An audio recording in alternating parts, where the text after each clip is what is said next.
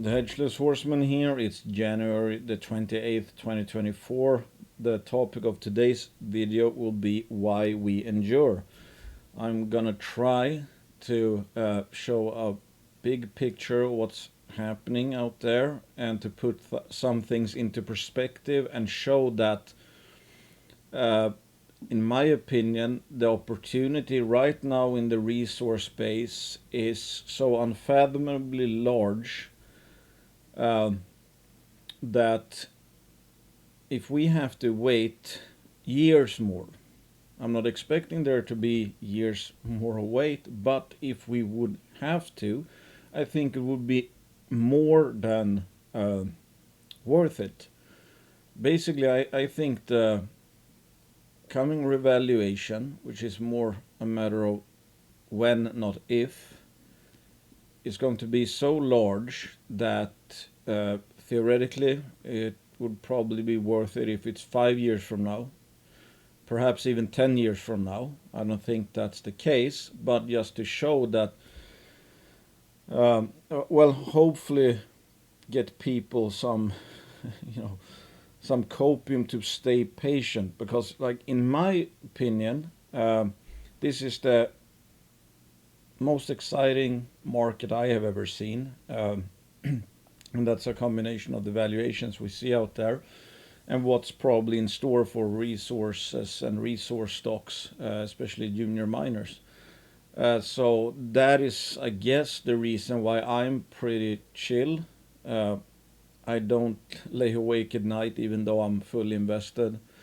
I don't even feel like I'm taking that much risk, really, because I think it's what we're seeing is the most obnoxious opportunity that at least I have ever seen, and I know some people that have been around longer than me thinks this is basically that we're in for a. I mean, we're at a generational opportunity, and it kind of makes sense given that.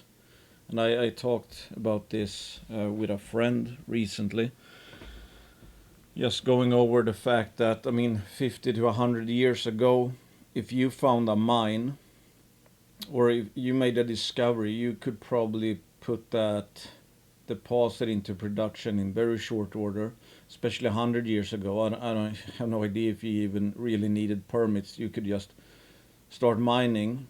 Now, of course, I think the average time to build a mine is like 10 to 20 years or something like that.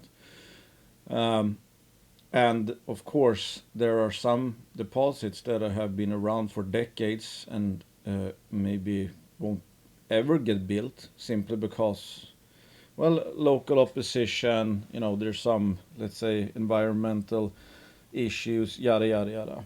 But the gist of it is that, especially in the West, thanks to globalization and we basically had the just in time economy. We don't really have any. We have mines, but it's not like we're self-sufficient, not anywhere close. And with the east versus west heating up, we're very far behind when it comes to self-sufficiency with minerals. And take some of these really big and old copper mines, for example. Maybe they got permitted, 30, 40 years ago, have 50 years of mine life. And, at surface, it doesn't seem like there's a problem because we, the mines that started up, a decade or more ago, they're still churning out copper. The problem is, of course, that we haven't really been able to how to put it, like solidify that pipeline, because let's say, let's go back 20, 30 years. Let's say you start up a bunch of mines, or you find a bunch of mines, the low-hanging fruit, and they get up and running. But it's like, so at surface it feels great, but you've lit a match because every single one of those mines are going to run out. But it's like, well, let's put it like this. Let's say 30 years ago, or 20 years ago, you started a bunch of large copper mines, for example, with 30-year mine life. So for 30 years, they're going to be churning out metals, and it's not going to feel like much has changed or there's a problem at all. It was like, if they're 10 years away from being depleted, and there hasn't really been any new mine, any new discoveries or mine starts or construction, whatever, it's like all of a sudden, assuming that they all run out at the same time, you would go from being, let's say, or having enough copper or whatever, to all of a sudden there's no mine because no other mine was built or put into production, etc. It's not going to be that drastic, but the point is that it obviously can take a while for the lack of capex and the increased environmental hurdles, permits, and yada yada to really show. I mean, what it will cause in the future, because in the short term you're living off of old mines that were permitted when it was easier to permit, and those mines, they were easier to find, the giant low cost mines, etc., because they were kind of discovered by boots on the ground exploration. And like, let's not forget that every single mine that is producing today is gonna run out. Every single mine. It's like humanity. Yes, I don't know how many billions we are right now, but and we were, a couple of billions or several billions 50 years ago, but still, it's not the same people. We replaced humanity, but you know what I mean. But we still have billions of people. It's just not the same. They were all replaced, and the same goes for all the mines, obviously. If we're going to even have the same copper production we have today in 50 years, obviously it's not going to be the same mines that are producing. Every single one needs to be replaced, but that's something we've forgotten in this, day and age, at least in the West, because we felt like we didn't need it. Yeah, so I mean, I think it's just incredible what we're facing. I mean, one thing that I find absolutely fascinating is that, for example, the largest economy in the world and the largest military in the world belongs to the United States. They have one single primary nickel mine. One. And that's scheduled to be closing in 2 years. That is almost unfathomable. Of course, there's Canada close by, I mean, a close ally and all that, but that is, it's unreal when you think about it. Nickel, I read an article about nickel in Sudbury. During the Cold War, people who worked there were afraid that if the Cold War turned hot, that Sudbury would be the first place that the Russians or the Soviets would nuke, because Sudbury provided 95% of the nickel required for the Allied war effort, for example. I think that was during the Second World War, but still, I mean, it just shows that there's a reason, commodities is the base of civilization. You can't do anything without them. And just the idea today, for example, with the East versus West tensions heating up. I mean, the West isn't even close to self-sufficient in most things, which we'll look at later. So I think obviously that's a reason why I'm primarily focusing on the Western jurisdictions, because I think that if, push comes to shove, all of a sudden, let's say today, for example, that you have a market that's kind of stable with this globalization, because we get so much metals from Africa, or still, I mean, a lot comes from Russia, I think, and China, or the eastern sphere. What would happen if the war turned hot? All of a sudden, that got cut off. So the let's say few mines we have in the West, the demand is balanced maybe today in a globalized world, where there's still, I mean, commodities are being shipped all around the world. And for example, I mean, the US can go by with just having one nickel mine that's soon closing. But all of a sudden, I mean, the demand, if the West but if the Western mines had to provide everything for the Western needs, all of a sudden the demand for some of these metals would probably be multiples. I mean, it just would be crazy, the demand. You take the industrial demand and then you know divide it by the Western output of the metals.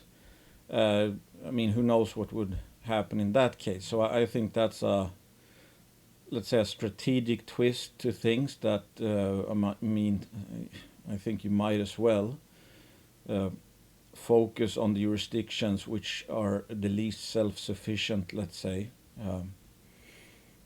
That again, if push comes to shove, and you know, let's say Indonesian nickel supply was to be turned off for some reason, you know, China barricades that or whatever, all of a sudden, the you know, the nickel, it would be a lot harder to meet the nickel demand of the West, and nickel is there's an old report by, I think, the U.S. Department of Defense, which named nickel as the premier war metal. If there was anything, you know, that could be considered a true war metal, it would be nickel. So it's like, yeah, you know, I think you get the idea. Anyway, moving on. First of all, thanks for my sponsors, or thanks to my sponsors. One thing before we jump in, I just want to talk about opportunity cost. I see this stuff coming up all the time.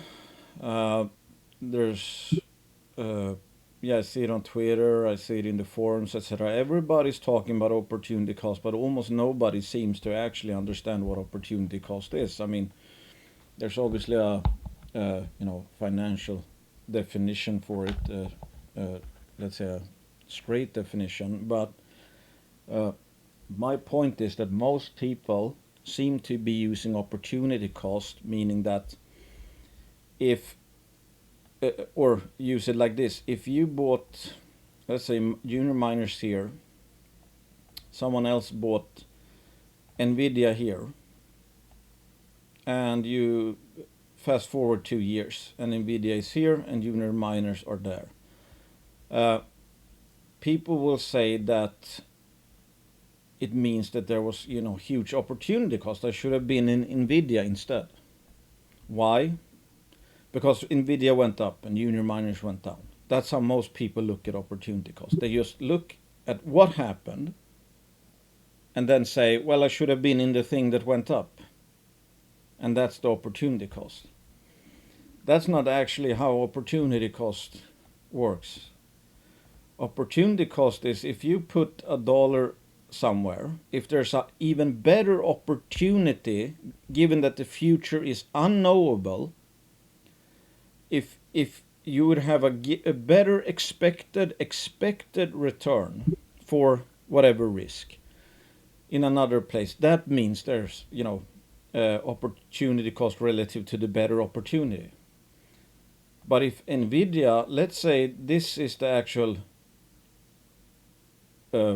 intrinsic value trend of Nvidia, and Nvidia goes like this, then it really hasn't been an opportunity in Nvidia, at least for a value investor, for the entire 2 years, regardless if the stock actually went up. Because again, most people just use it in hindsight, when everything is clear. The past is already history, it has happened, and then you just look back and say, oh, opportunity cost. Like, how, first of all, how does that help you? Okay, what did you learn? You know, Nvidia went up. It's like, you know, people say, well, or when people say that I could have been in Nvidia instead. Yeah, well, you could have been in Dogecoin when Dogecoin ran 1,000%, let's say, in a month. And, you know, hit $73 billion. So there's always something that's gonna have outperformed whatever you are in. That's just the case. But again, how does that help me? Was there even an opportunity in Dogecoin? In my opinion, Dogecoin is worthless. There wasn't even an opportunity. I don't see it as opportunity cost if something that is worthless goes up 1,000%.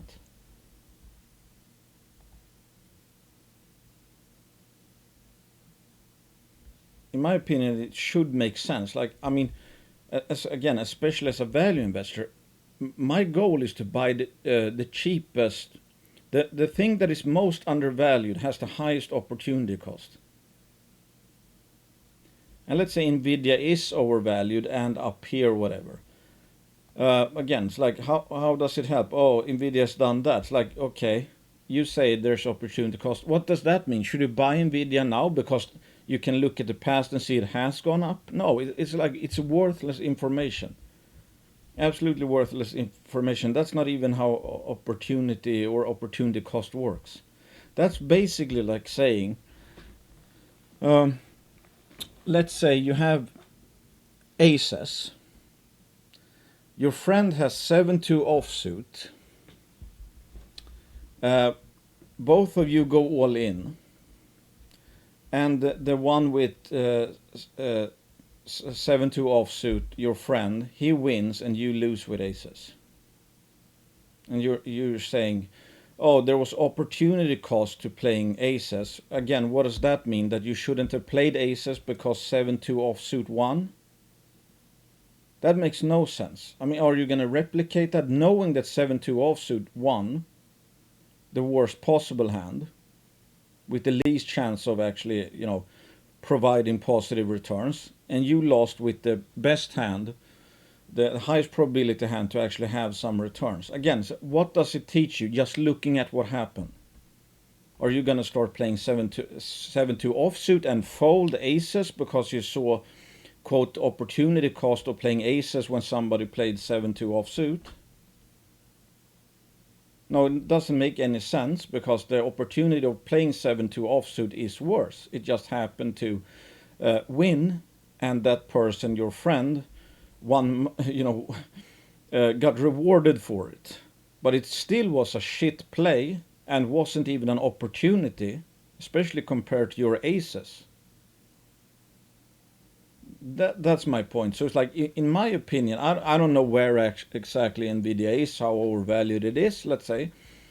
But let's say we're here in Nvidia. It's like, this is the intrinsic value. Let's say Nvidia has gone up a lot in value. Maybe it's, some say it's, a huge bubble. I don't know. But let's say it's not dirt cheap. That's for sure. I mean, the PE is, I don't know, 80. I don't know. It's like, almost $1 trillion or something in market cap. Can it go higher? Of course it can. But again, it's like, I'm not, value investors don't try to predict. That's for traders. If you're a trader, sure, that it's like being if you're a momentum trader, all you focus on is momentum. If you're a value investor, it's your only goal is to buy something as cheap as possible, with the belief that, like Warren Buffett's, how he puts it, that intrinsic value is, very esoteric, but basically, because he got asked, like, okay, but, what will make it go to intrinsic value, etc., if you're right. And he just basically said that, well, the invisible hand, or, the machinations of the market, when it, in the long term, becomes a weighing machine, it's probably sometime going to get close to fair value, which nobody exactly knows what the fair value is. But I would say we're somewhere around here in junior miners, where it's like, and you can say some junior miners might be, flat value line, some might have, negative value line, whatever. But it's like the good companies, the good juniors, I think they're pretty much all undervalued. And I think, based on the macro factors, I think the resources, the underlying commodities, are going up in value, even though it hasn't really yet shown up in price, if you know what I mean. Because if there's going to be a shortage of, if this is today where we're at, and you believe, well, the fundamental trend is that resources are going to get more scarce, especially, relative to demand, and they're going up. That means that there's an underlying intrinsic value curve for the underlying commodity that's actually going up in the future. Because let's face it, if supply is going like this and demand is going something like this, and even if there's a let's put it like, how do I make this? What did I say? Well, if supply is going like that, demand is going even if, let's say, there's a surplus, there's more supply right now, it should still be pricing in that the value of commodities is going to go like this, because it should account for the future trends. Again, we can't just switch on a mine like that, a big mine, etc., etc. Of course, we don't know exactly what's going to happen with supply or demand, but still, it's like, some trends are pretty obvious. That's like, people getting paid now with the, on uranium, because they saw that, well, it's going to be a hard time putting supply online, and you see all these, nuclear facilities getting built, and more and more countries talking about we're going to need nuclear. So it's like you can derive some future demand from that, obviously.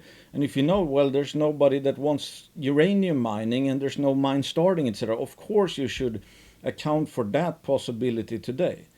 So, and if you do that, then you can have a base case that the underlying commodities of these juniors actually going up, because it's like we mine metals every year, obviously, which needs to be replaced. So the few deposits that are left and unmined, they go actually up in value, since the other ones are depleting. So I would say we're somewhere around here. It's like, I have no idea. Nvidia could go up 100%. I would still not even touch Nvidia, first and foremost because I don't understand it. Second of all, because I can actually see the opportunity. I can see an opportunity. I recognize, can identify that there's a big, in my opinion, opportunity in junior miners. So, or let's say we're here, and the junior miners go like, slightly down for another 6 months or a year, and Nvidia keeps going up. I will still have no regrets. Because in my opinion, this is not an opportunity. Because in that case, I think there's a matter of when, not if, that is going to reach fair value and probably, undershoot it. Because that's just how markets work. And that's why, here what happens in a junior bull is that they overshoot fair value. So I think this has negative opportunity right now, for example. Or let's pretend I understand Nvidia a bit, but this is the best guess I can come up with, and this is how I'm guessing the price to value gap in junior miners right now, because prices have gone down, and the long-term value of the commodities, etc., is pretty much on getting better and better. So that's not even close. I have no regrets that I missed in Nvidia, because there's no way. First of all, I can't even recognize if it is an opportunity. Second of all, it might not even have been an opportunity for a value investor, but price went up. But it's like, again, that's worthless information. If somebody can tell me exactly what stocks are going to be going up, then sure, we can talk about that. Otherwise, the closest I can come to a good strategy is buying stuff that I think someday is going to go up, and maybe up a lot. I can't say that for Nvidia, even though it might go up. And it's like, I don't think junior miners should be this cheap, but still they went there. But that just means that the opportunity is getting better. And if Nvidia goes up when it shouldn't, it just means that the opportunity is going to get worse, because you're going to be in for one of these one day. And if you're long junior miners, you're still going to be in for this one day. But let's look again, like big picture stuff. Here's the consumption of refined copper global population. I mean, again, it's just insane that the juniors are pricing in basically that. Does it price that in for copper? I mean, I think there's a bunch of copper juniors that are really cheap. I don't think they're even pricing in the current price of copper, for example. But it's like, does this trend look like it's going down? No, obviously not. So should we be expecting, given the price of some copper juniors, that this is what's gonna happen with copper? It's like consumption is just gonna go to zero and stay there for however long. No, of course not. And if it goes low enough, supply is gonna get cut off, because mines are gonna shut down. So the supply shrinks, and And that's why Rick Rule likes to say, the bear markets are the authors of bull markets. We're already seeing that with, especially nickel and lithium mines. They're already being put on care and maintenance. Less supply. And you don't just start up. If you close a mine, it's like you don't just switch that on in a hurry. It's enough that something happens. Just look at the nickel short squeeze. Like shot right up. There's nobody in like that month that has got the time to put on a, start up a mine, for example. Yes, there might be inventories, etc., that can, plug some gaps, and some invisible inventory comes forth, which you didn't really know about. But still, it's hard to put a new mine back online at least. And this in another long-term copper view here. In 2050, annual copper demand will be greater than all copper consumed from 1900 to 2022. Is that going to play out exactly like that? Who knows? I mean, is it going to go like that? I doubt it. Because the EV trend and all that, and rearming of the world, yada yada. So I think I think the junior sector is pretty wrong in pricing in that all these metals are dead and will be dead, because there's nothing on a macro basis that's pointing to it. And if you go back in history, yes, there's dips and dips and rallies, dips. The long-term trend is pretty clear. And even this year, for example, like nickel demand rose, copper demand rose, I'm pretty sure. Silver demand had the largest deficit, or the silver sector had the largest deficit it's had in, I don't know how long. I think it was the deficit of last year, or if it was 2022, was larger than the combined surpluses of the 10 previous years. So it's like the demand for these metals, which the juniors have the future supply of, is at all-time highs in the history of mankind. Pretty much all of them. A lot of them at least. So it's just absolutely crazy, the dislocation. The juniors are pricing in that we don't even use some of these metals, and for sure won't need new mines in the future. This is nickel usage up to 2020. Do you see a trend here? I see a trend. More nickel usage. Okay, that means, in order to have even steady state production, you need even more mines. And they also all need to be replaced just to keep production steady. The demand for metals is going up, not down. That's why I think the intrinsic value of the resources some of these juniors have, which is the future supply, is going up in value, while prices have gone down for the last 3 years. It's not reflecting the long-term trend at all, in my opinion. These are the inventories for copper. I think this is the LME. No, I mean nickel. So here you have nickel usage. Here you have nickel inventories. And nickel is almost being given away right now in the ground. Explain that to me. That is just absolutely crazy. But that is also why I love this sector, because it is batshit crazy. It can't even... The most obvious things elude the junior sector at extremes. Because for some reason, everybody thinks at every extreme that it's going to continue forever. Because, I mean, to be fair, everybody's betting on what the price is going to be tomorrow. So if they see a downtrend, if it's been raining for 300 days straight or 3 years straight, they believe it's always going to rain. If it's been sunny for 3 years, we believe that it's going to be sunny forever. And no matter, I mean, let's say you have 3 years of sun, and an umbrella has, cost of an umbrella has gone from, I don't know, $10,000 to $1. People would still not buy it, because they get more and more convinced they won't need it. It's never going to change. and let's say it's been raining for 3 years, and swimwear has gone from $10,000 per suit to $1, and people would still not buy it because they why on earth would I need a swimsuit for the beach? That's just how markets work. It's humans that work like that. So I mean, it's herd mentality, short-sightedness, psychological factors, and I mean, you can just do some self-reflection. If you're somewhere during the summer, wherever, it's like even in Sweden, where it's like a typical Swedish summer tends to have a lot of rain. But if it's been sunny for a week straight, you take it for granted already. Just 1 week of sun. Then you get totally shocked that there's, cloudy days with rain or whatever, and then it rains for 5 days. Then you start to think that's the norm. And you don't even plan for sunny days anymore. So it makes total sense that we as humans make that mistake.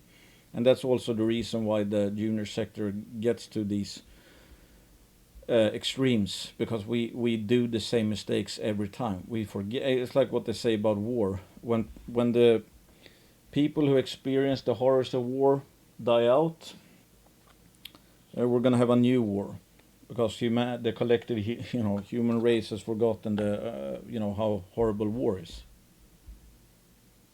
And why it's, after a big war, there's a long period of peace, because everybody hates war all of a sudden and does everything to avoid it. Makes perfect sense from a psychological perspective. This is Robert Friedland's Twitter post. China installed more solar panels in 2023 than the US or any other nation for that matter has ever built. The country added 216.9 gigawatts of solar last year, yada yada yada. And solar obviously requires a lot of metals, including silver. And if you watch Shen Lin's recent video from the MIF, I think he goes through that, the new technology that's coming out in China that is expected to, I think, make up the majority of the solar panels in just a few years. It requires 50% more silver right now, at least. I mean, they might be able to substitute some, or invent something new. But I mean, Jesus, it's like consumption for silver is going up. We had a record deficit, yada yada yada. But it hasn't shown up really in prices yet. So at face value, it's same with all these juniors. They're priced like nothing positive is happening, and there's not gonna be any positive developments for at least the next 5 years. But everything else points to the exact opposite. Copper is expected to, I think, have a deficit. Have a deficit this year.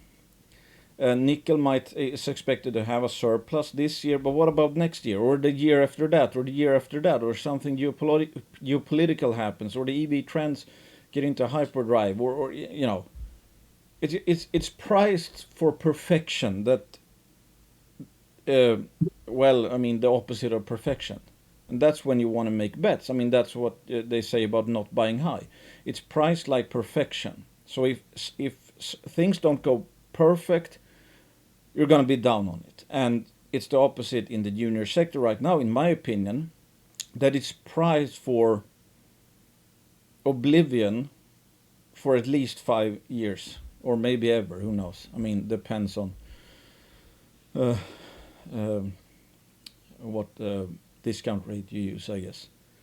But it's like, I take that bet all day, because basically the downside is that the downside risk is that we're gonna stop using metals, and all the metals that the juniors have will be worthless forever, and they're not even worthless now. But for some reason, that's the picture that Mr. Market is painting, which is obviously totally ridiculous, and that's why I think Pierre Lassonde says that the gold market, for example, is the easiest sector in the world, because it always crashes and always rallies. People do the same thing every single time. It's friggin' hilarious, and it's like pretty crazy to call it an efficient market, because like this is a joke. But again, that's where the opportunity comes in. Obviously, that's why my bullish meter is 10 out of 10. I think it's absolutely insane that any retail investor can take advantage of the price dislocations we're seeing right now. When it was never this easy in poker, for example. And in this case, if you win, you can win a lot more than double up. I think this is the Goldman Sachs commodity index, I guess, divided by S&P 500. And of course, the fun thing is that you see all these companies like I don't know, tech companies or whatever, Apple, yada yada. I mean, many of them, they're hitting all-time highs, or they're doing very well. They're valued at trillions of dollars and stuff like that. And I mean, the whole S&P. I mean, it basically, commodities are the lifeblood of the S&P. You can't have a never-ending growth in the general companies without more commodities. Every Apple iPhone is made up of commodities. Every Tesla is made up of commodities. The servers that Microsoft runs, their Windows, whatever, or PC computers, that's commodities. I'm trying to come up with some other big companies. Anyway, it's like every single company in the S&P 500 uses commodities. And every other company uses commodities as well, either directly or indirectly. So you can't have a cornucopia of,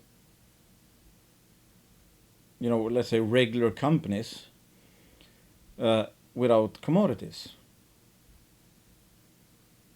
If Apple were to double its production, it would require double the amount of commodities. So, and again, it's like, if you looked up, like, what's an opportunity? This should be, in the textbooks. This is absolutely insane. And, of course, this says absolutely nothing about tomorrow or next week or maybe even next year or maybe even next 2 years. But it says everything about the next big opportunity. Where is the big change going to come from? And this, for example, here you have a bottom in the dot-com bubble. That's 1999-2000. It peaked up here. And that's 8 years of, let's say, kind of a bull run. Like, these mean reversions makes 1 years of wait nothing, 2 years nothing, 3 years nothing, because this is like generational opportunities. That when you go, if you are on board here, or here in this case, and we even hit the median, or we hit somewhere close around the other tops, the returns, assuming you bought and held and didn't buy the shittiest companies you could find that all went bankrupt if we have another year or whatever. It's like, yeah, dilution, 30% dilution doesn't really matter. 50% dilution doesn't really matter either, I think, because these mean reversions are so enormous that if you cut, if somebody bought, let's say, a basket of high quality miners or juniors here, wrote it up to here, if you cut that return in half via dilution, he would still have crushed the indexes or the general markets for that matter. But we come up with a bunch of excuses to, like, everybody's talking about dilution, etc. It's like, well, find the companies that limit dilution if that's your worry. Or the companies that, yes, they dilute, but it's still they're creating more value than they're actually diluting you. Or if they're creating the same amount of value that that you're getting diluted by, then you're at least at net dilution, in terms of value. Because if you dilute by 50% and get 100% more ounces, I mean, then it's still you have the same you bought or you have the same dollar per ounce priced in. Here's asset managers most underweight commodities versus bonds since 2009. And that would be around. Well, I don't know if this 2008, 2009. I guess you can't really do a straight up comparison there. But still, okay, the asset managers have not been this underweight versus bonds since 2009. That's quite interesting. Underweight means obviously that the next big change, if you're this low, the next big change is to, go up. So if they don't own anything, what could happen? Could it mean that they won't? I mean, could they have an even lower stake in commodities? Sure, I mean that's possible. But again, think about the macro trends. What do you think is going to happen if copper goes into a shortage and jumps 50 to 100%? We know every fund manager is basically a momentum trader. They're going to be all over it in that case. It's like 2011, that's the gold top. Wow, it's up here. We want to capture the biggest deltas we can. That's the big opportunities, and this might take years to play out. This is from Oreninc. Lack of volume. CSE volume in billions. I mean, this is pretty crazy. It's like 2022 was less than 1/3 of 2021. And that's almost halved. There is no competition out there. I mean, that's what makes it feel so surreal. It's like some of these juniors out there, let's say they have critical minerals in first world jurisdictions, the Western jurisdictions that actually need critical minerals more than the East, for example, or more than any other country really, because they have no self-sufficiency. And I can some days I'm the only buyer. That means on that day, I'm the only person in the entire world who's willing and able and recognizes that, hey, I'm saying this is too cheap. And of course the funds can't buy, really, because there's no liquidity, as we can see here. So it's the retail investors that are setting the prices of these companies, and there's nobody that thinks it's a good idea to buy. So some guy from Sweden is sitting here buying, let's say Canadian or US located produce with critical minerals for the Western world at peanuts, or for peanuts, pennies on the dollar. It's just absolutely, it's like, sometimes I think I'm going crazy. It's like, how on earth can I be the only person on that day to think this is a buy? I mean, just look at the market caps of some of the shit coins, crypto. When Dogecoin ran to $73 billion,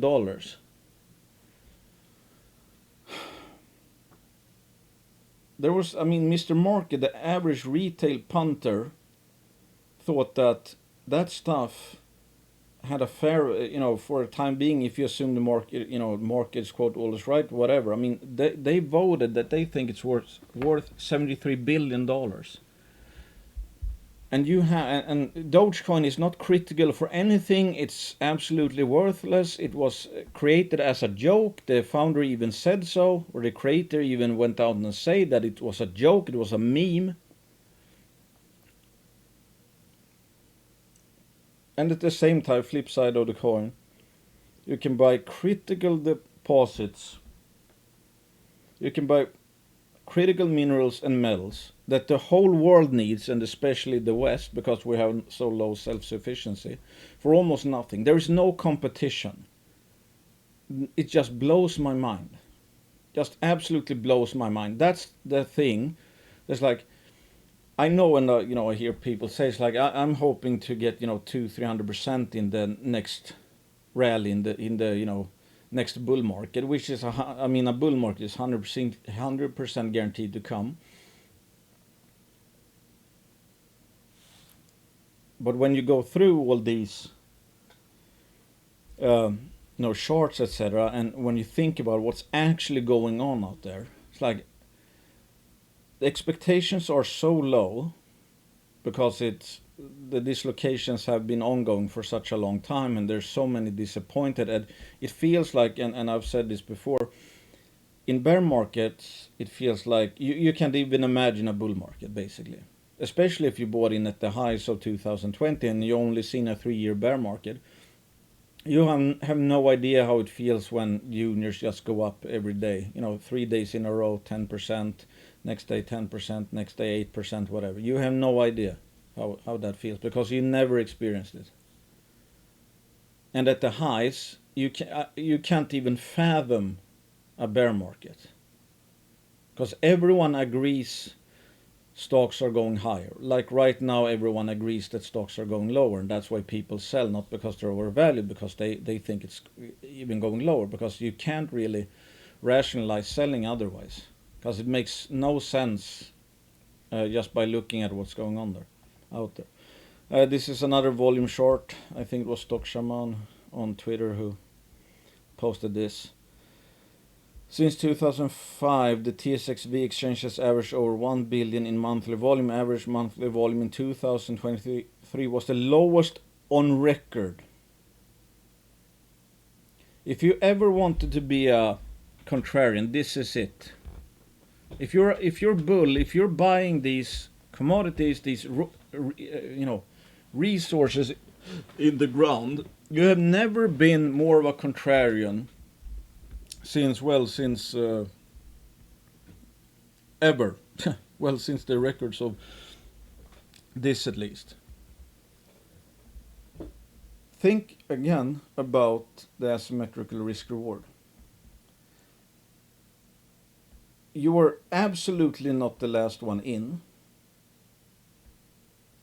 People who are selling now, I think they're closer to being the last ones out. If you obviously want to capture the full bull, you need to buy when you know it's still a bear market. Because when people know it's a bull market, stuff will already be up 100-200%. When people are really convinced it's a bull market, then stuff will be up 300% perhaps. This is absolutely crazy. If you want to be exceptional, do something that's hard and could pay off a lot. That's again being extreme contrarian, and I don't even like the word contrarian. I more like to call it common sensian, because I have one requirement: if it's cheap, I buy. It's cheap because there's no interest, there's no competition out there.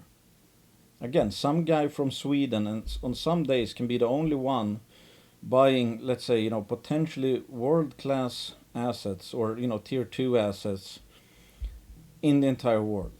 That is absolutely mind-boggling to me. I have a hard time believing it. Because I went, I studied economics, etc., and you read about the efficient market theory and all that bullshit. And you start to think that, whoa, market sounds like a scary thing because, you can buy a book with, 500 different formulas and, how things should be calculated, and you can't really beat the market. Explain this. It's a joke. It's an absolute joke. I'm willing to, that's why I also say it's like, assume the market is always wrong.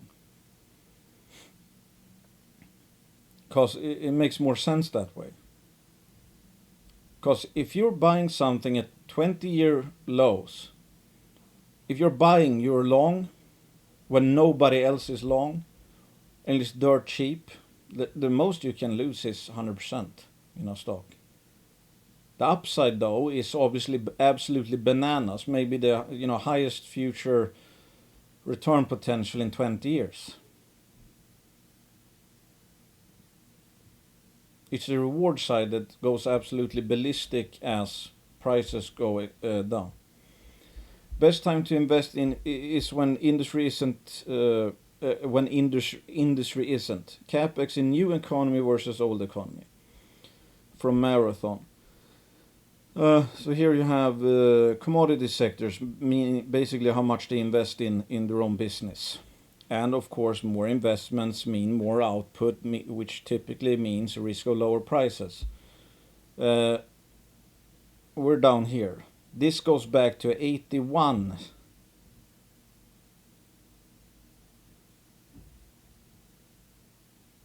I mean, it's again, it's absolutely crazy. If you look up opportunities in the dictionary, you would probably see stuff like, I mean, this is not like, oh, nice, like S&P dipped 10%, that's an opportunity to buy. I mean, a lot of people are happy to, well, not a lot of people, but the few value investors, long-term value investors, if they get a 10% discount on, their favorite stock like Apple or whatever, it's like they're like, nice. I mean, I might add a few percent in the long term now if since I put in some of my salary in it. It's like these kind of opportunities are like, they are so huge. I mean, this is not like, oh, I might get a 10% or 50% in 5 years. I mean, these are absolutely enormous, and you can see here it's like let's see. I mean, here, okay, this is sell commodities by tech. Tech went up 582. Here's like commodity stocks plus 253. Here, actually, tech stock. Wow, that's a pretty nice. But you can see it's like, okay, when you go from, well, I guess that was a pretty low. I mean, here's a low in tech stocks. All of a sudden, they go on a bull tear plus 582%. And of course, the juniors, I mean, exaggerate. I mean, commodity stocks, who knows what that is, like what BHP, GDX type stuff, maybe. But like, imagine what the juniors, especially a successful junior, can do over that period of time. So I mean, if you listen to Robert Friedland, he's talking about the revenge of the old economy. He's not seeing. I mean, he's kind of like he said recently. He expects that when the Fed starts to cut rates, he thinks that's going to be the start of a 10 to 15 year bull market. The revenge of the old economy. So again, we might be in for a generational bull market in commodities simply for the fact that it takes such a long time to build mines and fix supply.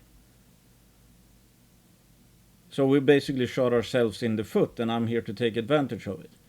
That's why I think that given the expectations are getting lower and lower, people are going to, are saying they would be happy with a 200% to 300% return in the next bull, and that they're going to be out from the junior sector. I think we will have something very different simply because that's the expectations.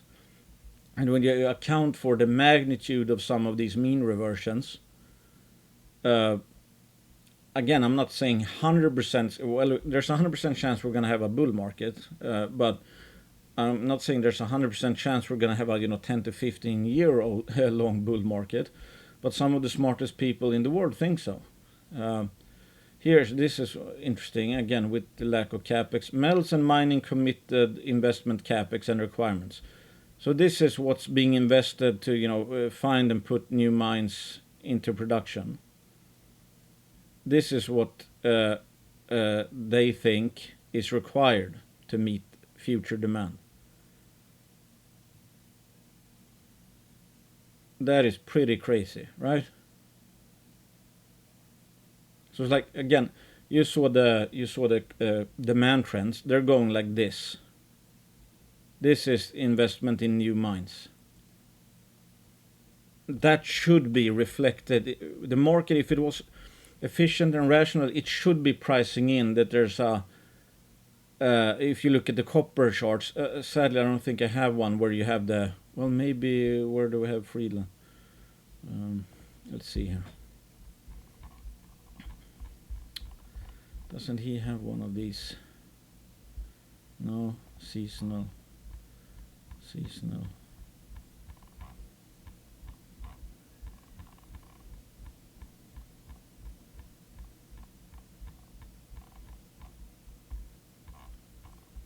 Okay, I can't seem to find it right now. But where you have these pure play copper.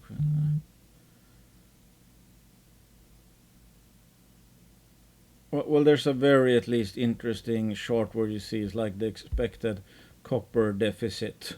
You have the demand curve, and then you have the copper supply, and it's like the divergence that's expected. And I mean, even if that was balanced, I think copper stocks are probably very cheap right now. But if that comes to even close to materializing like that, like imagine if the real value of copper, for example, jumped like only 50%, or nominal 50%, whatever, in the next 5 years. Imagine what some of these copper stocks could do. Global Erosional Specialist Capital, Canadian Mining Specialist Funds, light blue, assets under management in 2010. Dark blue, assets under management 2022. This is basically your competition as a long or a buyer in this market, investor.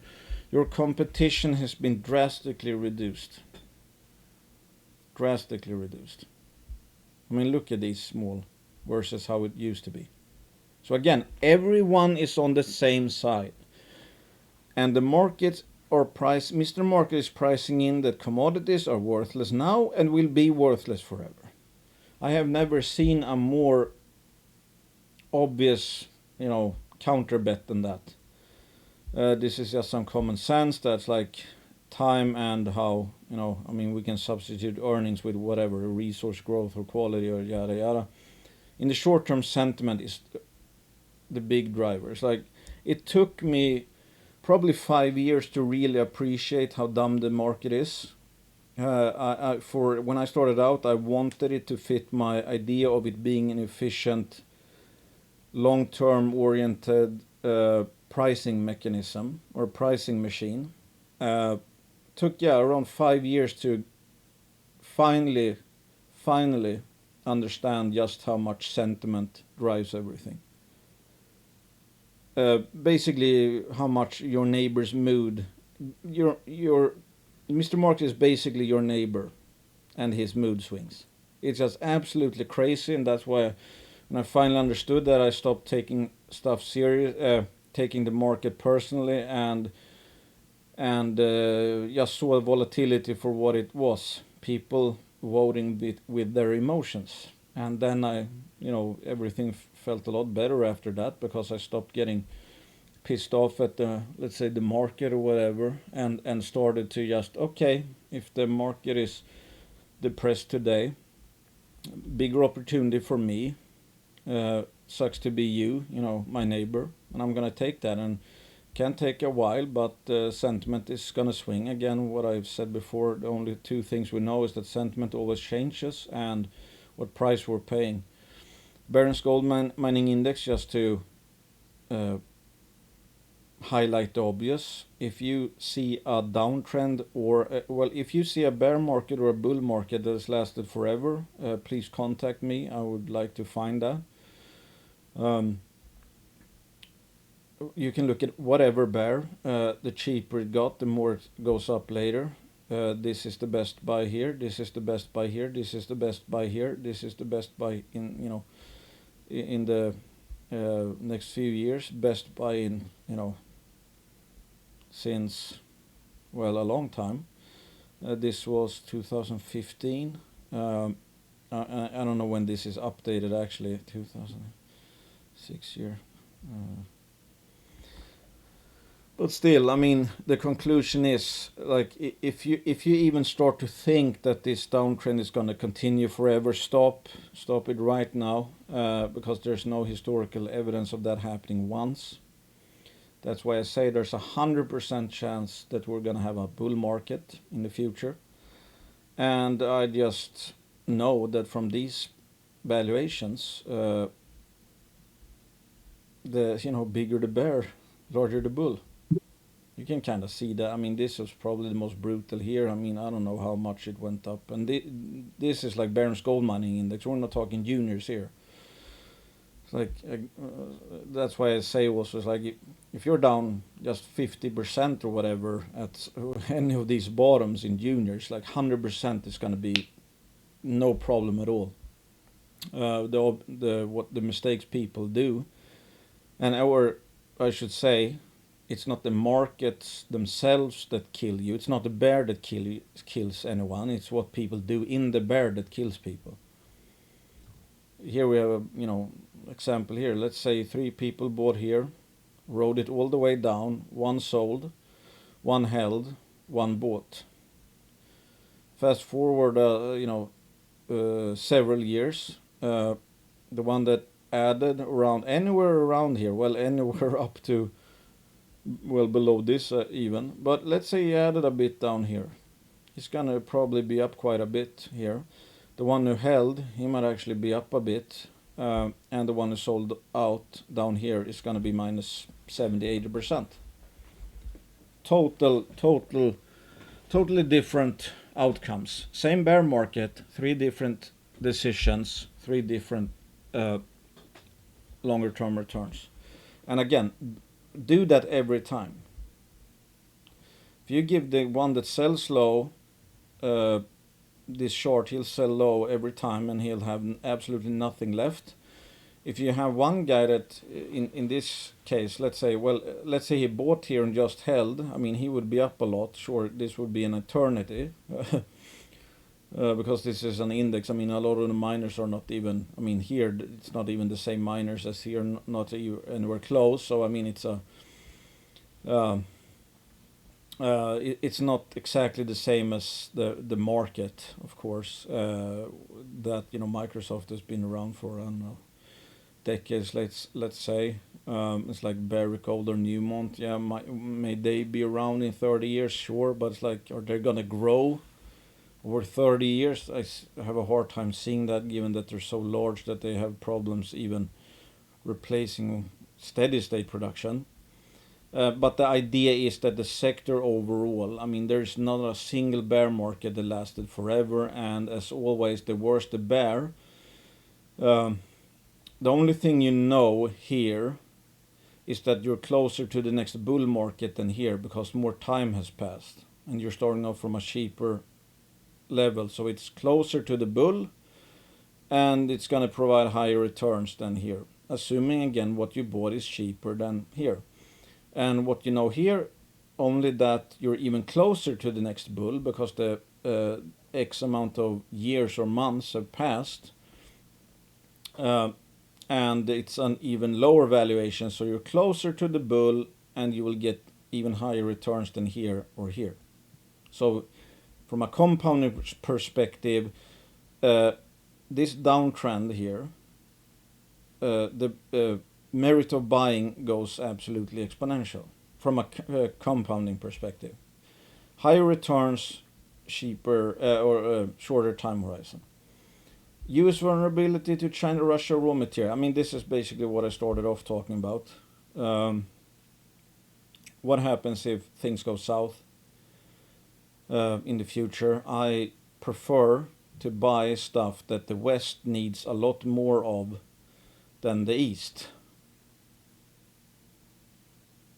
Because let's say China meets their own demand for many of these minerals and have a surplus, and that's why they're, let's say, exporting, including Russia.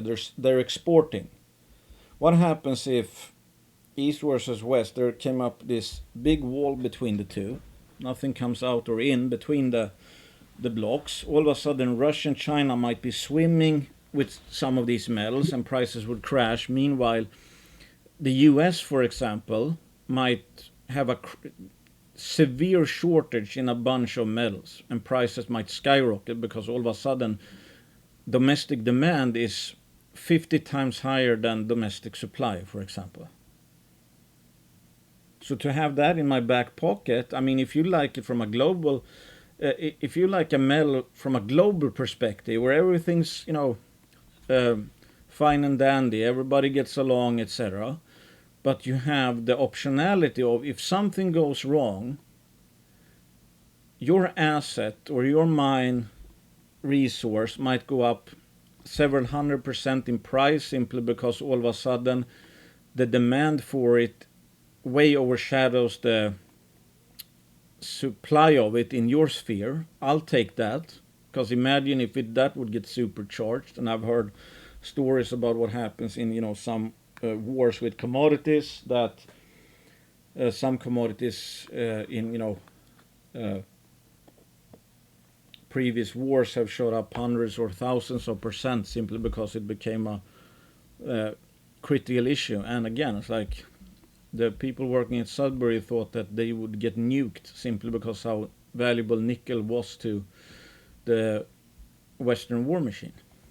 And of course we have Bear Creek Mining. We can see they have this is a dilution event, so it's like, but it's still the closest thing I can find to some kind of proxy, and I think it kind of jives. The worst sentiment in probably worse than 2015. I hear the financing situation is worse. There's less capex, and you can see that from assets under management probably, and all that, how the specialist funds, etc. So there's fewer buyers here than in the last 20 years, let's say. And then you factor in, okay, big picture perspective, valuations dirt cheap, so that's why it's like that. This point alone is why I'm bullish. But then you have like, sentiment is 20-year lows, capex cycle at 20-year lows, EV trend. I mean that's potential shock to the upside. I mean, even if we didn't go the EV trend, we still need more metals. EV trend supercharges the demand for metals. Solar trend supercharges a bunch of metals, including silver. War, the rearming, you can see headlines about massive restocking of weapons all over the world. That takes a lot of metals, including war metals like nickel, etc. East versus west optionality. Again, if something happens, I'd rather buy the stuff that could be a small fish in a giant pond all of a sudden. Again, if you have the US, for example, with one domestic primary nickel mine that's about to run out of ore in 2 years, how valuable would a nickel mine in the US be in case of war? In case of war plus, let's say China blockades, or Indonesia and Philippines aren't allowed, whatever, to trade them nickel, or they blow up the port, whatever, any disruption at all from some of the major nickel producers in the East, let's say. Maybe China has stockpile. I don't think. I mean, look at the LME for nickel. That's like at all-time lows, pretty much. Fund underinvestment, again. That's that's like, I'm not going to say greater fool buying, but you know what I mean. That retail and funds and everyone are momentum buyers. They're going to start maybe buying here, and then even more people are going to pile in. I want to be in here before those people have even begun to buy. And like always, it's very hard when a bull market has started. Here I think people get to think that a bull market has started. Because some would say, well, it's easy, obviously it started here. But like, why didn't it start here then? No, people get burned on this as one, so people will doubt it until they are convinced, and maybe it's up here then, and then everybody piles in. And then it overshoots to the upside, and then you have a massive amount of people who are weak hands, just bought because it was going up. When they see it's going down, they're going to sell and sell and sell. And down here, again, nobody's selling here because they are expensive. Everybody sells. The last person sells because he's finally throws in the towel and thinks this bear market is going to continue forever. That's how it works. Strategic metals, a candidate for a proxy. I mean, it's probably one of the most boring stocks out there because it's a project generator with 100 projects or something and doesn't really do much itself. And especially now, given that like even their partners probably don't have too much money. So this was the worst bear since, well, I don't know when. I mean, strategic was even lower here, but I assume there was some value created. And we know this, in fact, was the worst bear market in, I don't know how long, decades. That took it down here. World ending, the pandemic flash crash when big indices went limit down on a daily basis for a while. It hit here. Now we're down here. And at face value, they have 37 million in cash and equities with a 20 million market cap. So at face value, people won't even invest in a stock like this if they get paid for it. Meaning that they're actually buying what they pay, they're getting almost 50% more back in terms of cash and equities than they buying the company for. So that's pretty remarkable. And of course, 100 projects for free. I'm not saying this is going to be the most, typically the most exciting stock around or anything like that, but I think it's a sure sign that people people are beyond giving away projects, basically, or a resources in the ground. Nobody cares about potential except for a few select stocks. But I personally have never seen this sector this dead. And that's why it's probably much more an opportunity than people think. And that's why I think that when even, some of the bulls and longs think that we might be able to muster in a 300% run in the juniors as the next bull, but that's it and they'll be out, I think we're going to get surprised instead, because I think it's that dislocated. I think it's more dislocated than 2015. I think that the macro fundamentals are much better than 2015 actually. This is, I think, a good one. This is the Vancouver Resource Investment Conference, the VRIC. This is, I think, Sitka presenting. Doesn't seem to be a lot of people interested in potentially putting money in a pretty good gold exploration case. Almost no one here, obviously. That immediately makes me interested. I think this is Banyan. I mean, this is the CEO of Banyan. Girl on her phone. I don't know what he's doing. He's paying attention at least. But it's like a snooze fest.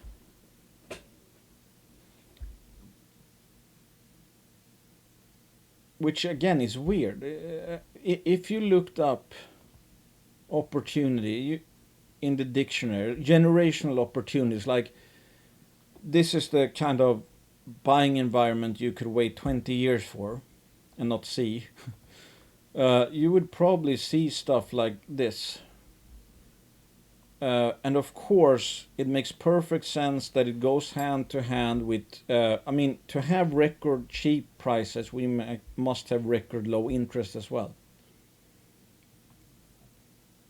And basically that people are the farthest away from value investors they've been in 20 years, which again makes perfect sense given what we're seeing out there. I mean, the ridiculous policies from a political perspective, whereas like I was going to say biology and science is basically seen as a foreign concept all of a sudden, and you have the crypto mania, and you have Nvidia, and you have the ETF, the Bitcoin ETF launches, which is, in my opinion, this is just my opinion. I have no idea how anybody on earth could put $1 in Bitcoin over the resource sector. Bitcoin or any crypto is not critical in any way, shape or form. Don't even know if it has any value at all. Don't even know if it will be around in 10 years, etc., etc. And the upside case for Bitcoin seems to be it's going to be the global reserve currency. That is a pretty high threshold given that gold has reigned supreme for over 5,000 years. So you're betting on a world first in history of civilization as your bull case. I almost get upset just thinking about how freaking dumb that and poor that risk reward is. And personally, I don't understand how there are. I might be wrong, but I can't understand how there are some let's say people who are very familiar with precious metals and commodities, etc., who could put a cent into Bitcoin, given that they should obviously see the opportunity here. But might be pressures from other angles or something. But that's the way I see it. Personally, I think it's the dumbest thing I've ever heard. If I rate resource juniors on the opportunity scale, it's like 12 out of 10. Bitcoin, I would say 1 out of 10. Because the risk reward is just not there. It's absolutely not there. This is Stillwater. Unfortunately, we don't see the whole audience section, but you can see some empty shares here. And this is just common sense. This is how markets work. Again, forget about value or anything like that. It's a lot of it is sentiment driven. You have these peaks thanks to sentiment, especially because it's like up here it's like 90% sentiment, and down here it's like 90% sentiment. I don't know where we are, despondency or depression. We're not at hope yet. I think we're past capitulation. And given, again, record low trading volumes and all of that, I would say we are in, despondency or depression.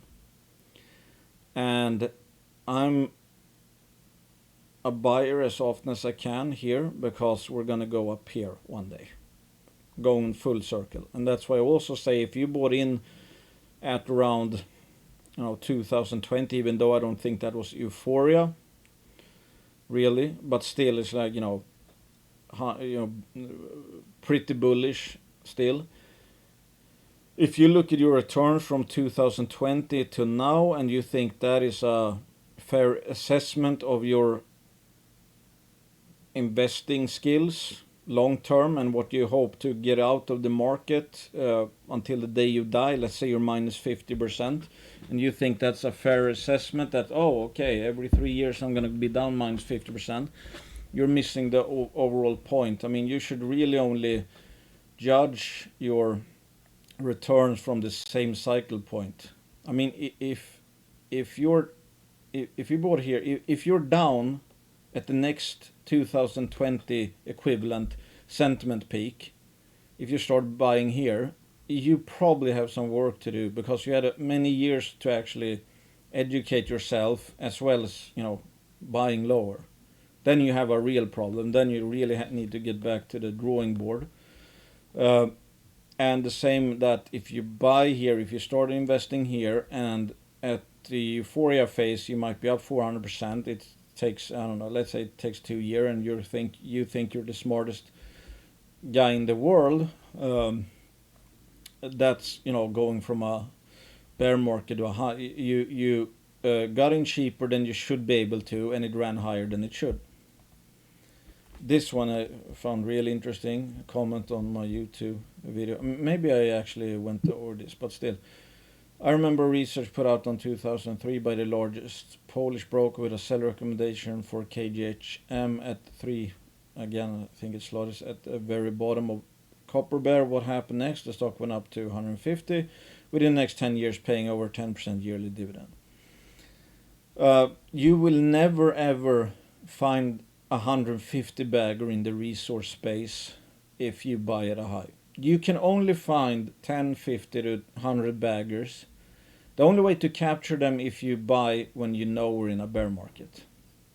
You don't buy and expect a even the remote possibility of getting anywhere close to 100 bagger if you buy juniors up here. Unless there must be some extreme situation in that case, or you're the actual, I don't know, founder or something, took a a private company, whatever. It's like it's got to be absolutely extreme. Down here, I mean, if you, let's say you have a chance of 10 baggers, let's say chance of 10 baggers in the next 5 years. Up here, the probability is down here. Down here, it has gone up to maybe like this. That's how it works. Same here. Probability of 10 baggers when from here to down here went like that. When it starts going up, it quickly goes the other way. So at the peak here, you have, maybe it's actually down here, you might have, I don't know, 0.1% becoming 10 baggers in the next 5 years. Down here, you probably, any junior that was still around, I think several percent probably became 10 baggers from here to here. But here it might be 0.1% over the next 5 years or something. So if you suck at investing, buy in a bear. If you want to make a lot of money over the long term, buy in a bear. If you want to suck at investing, only buy in a bear. If you want to have poor returns long term, only buy in a bull. I mean, if you want to have poor long term returns, just buy in a bull, sell in a bear. Easy peasy.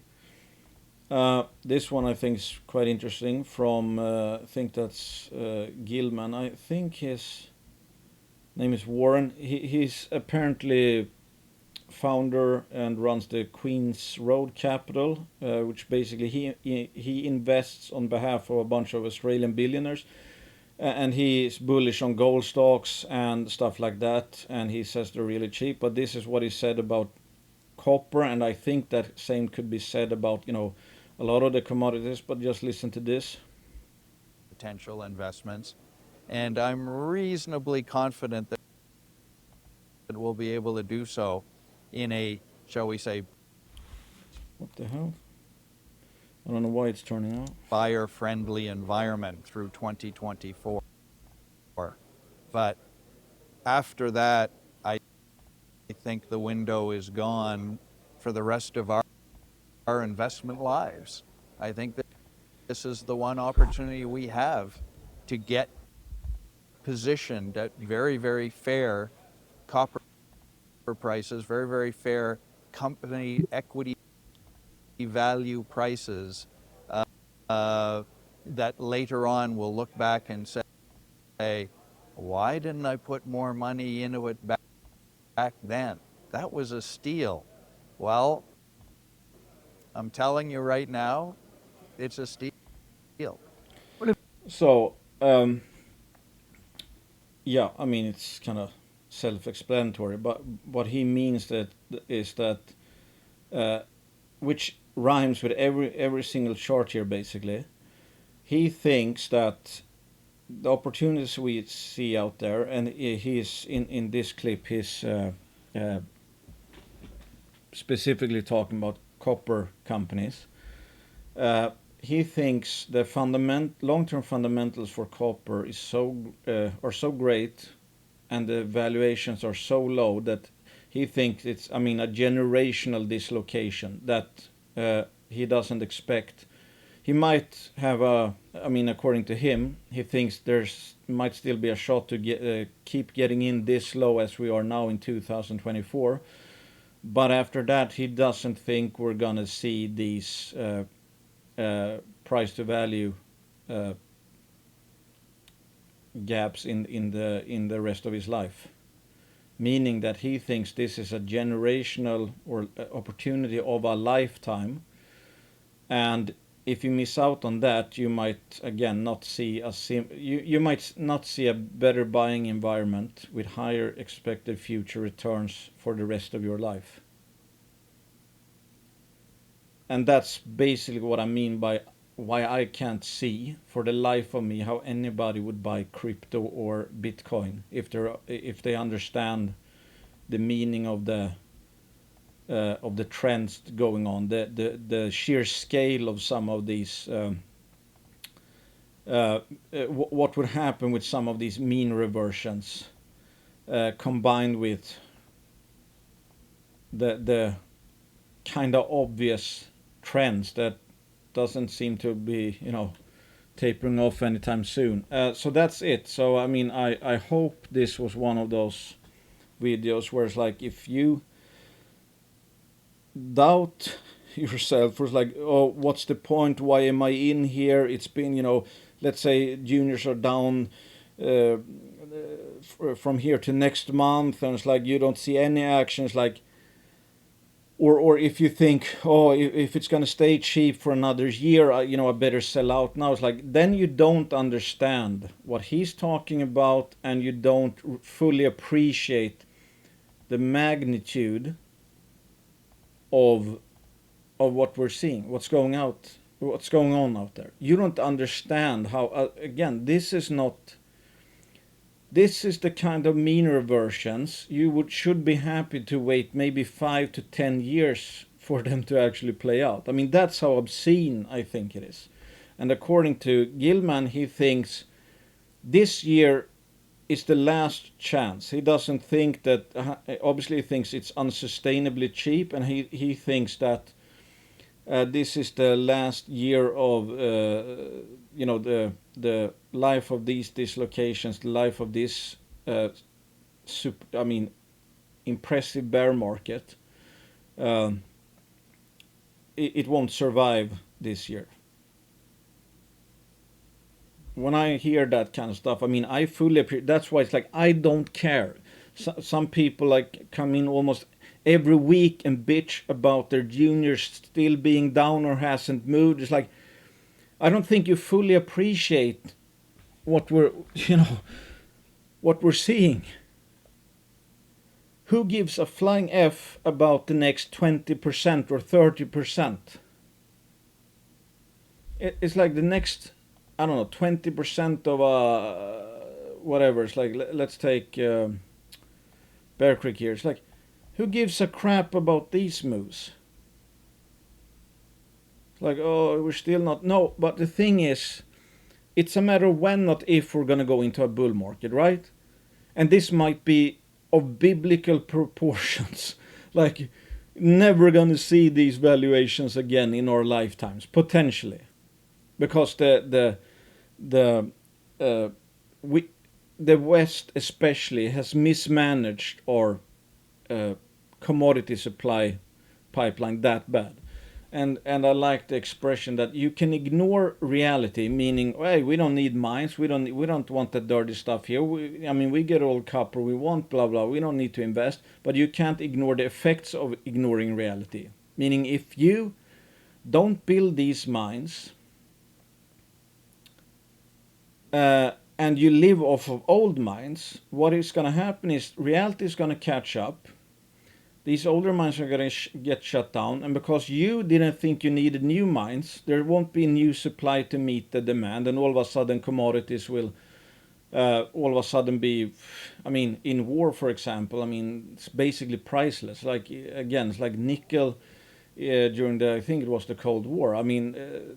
Basically that was so critical that they thought they would be the first target to be nuked in North America, Sudbury, because they had nickel for the war machine. Nobody's gonna nuke anyone over Dogecoin or Bitcoin. Nobody gives a shit about that.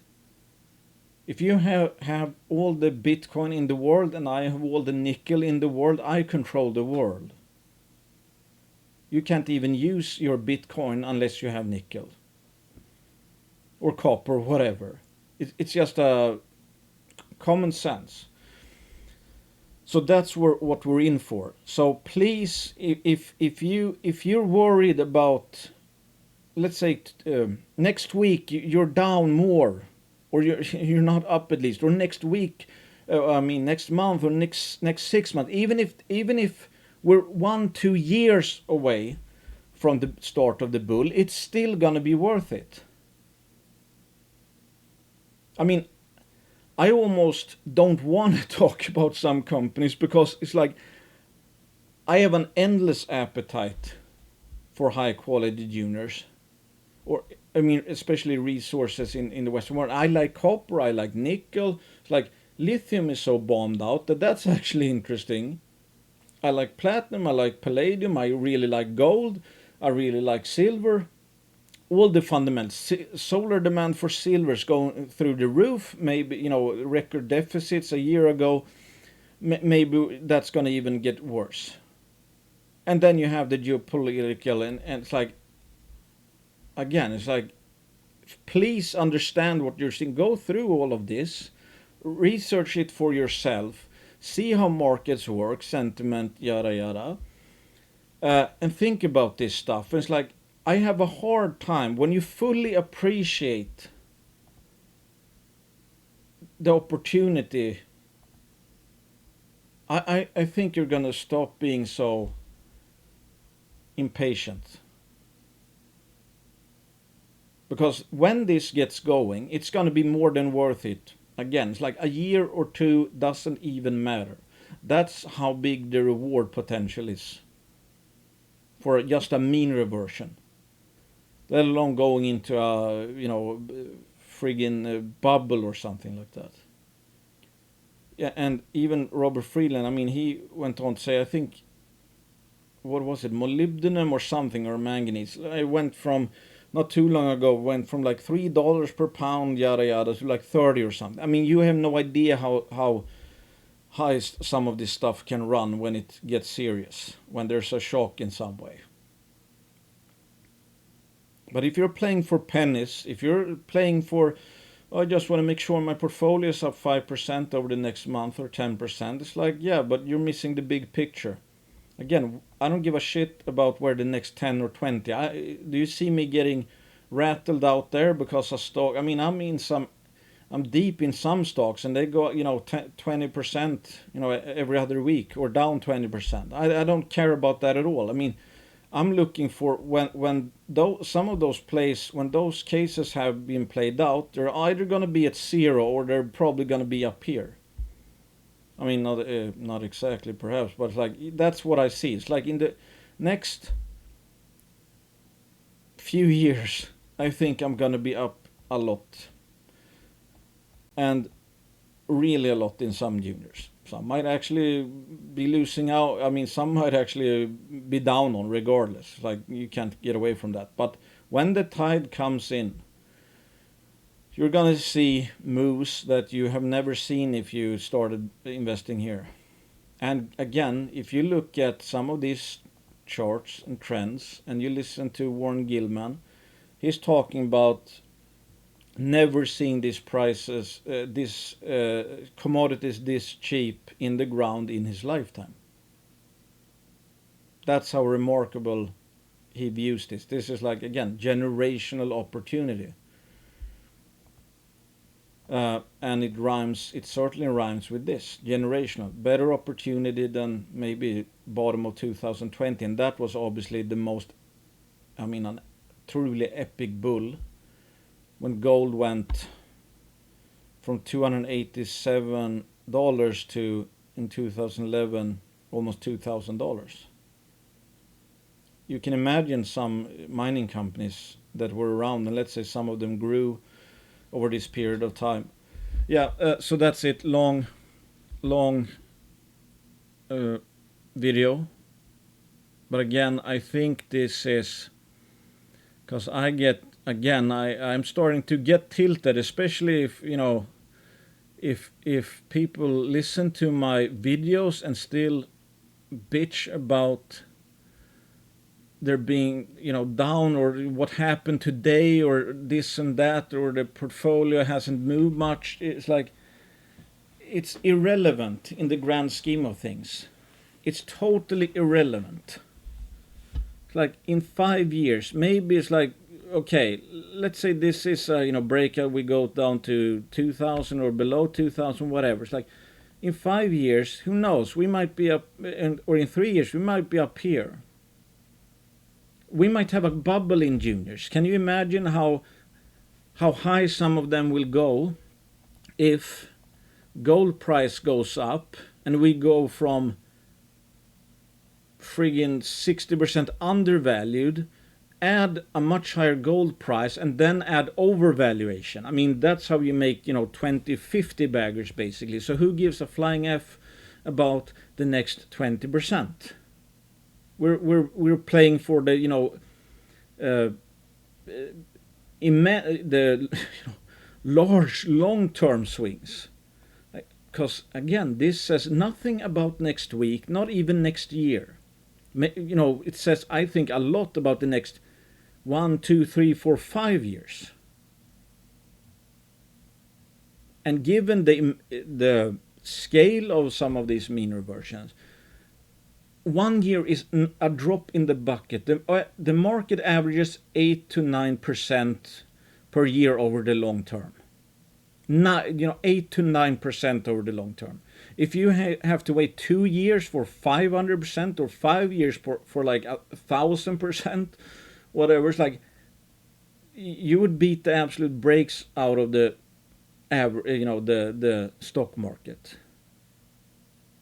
1 year is absolutely meaningless given the magnitude of this. And who knows, maybe everything goes to shit and it's just gold that revalues higher for a time being. Well, we don't know. We might have a bull market and everything. Anyway, that's enough for now. Thanks for listening. Hit the like button, drop a comment. Hope you have a good weekend. And it's like patience.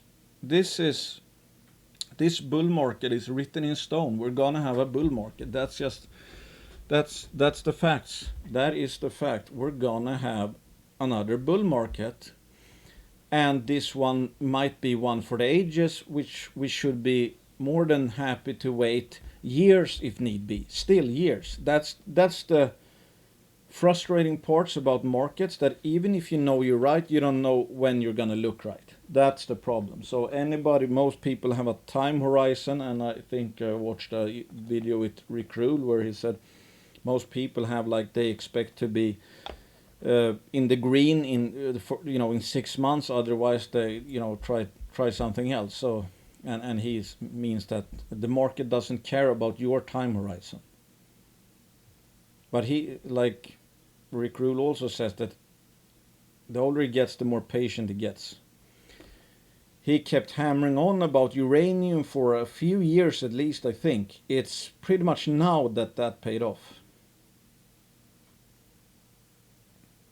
So he's already up probably hundreds of percent in some of his uranium holdings. Yeah, it might have took 2 to 3 years. Was it worth it?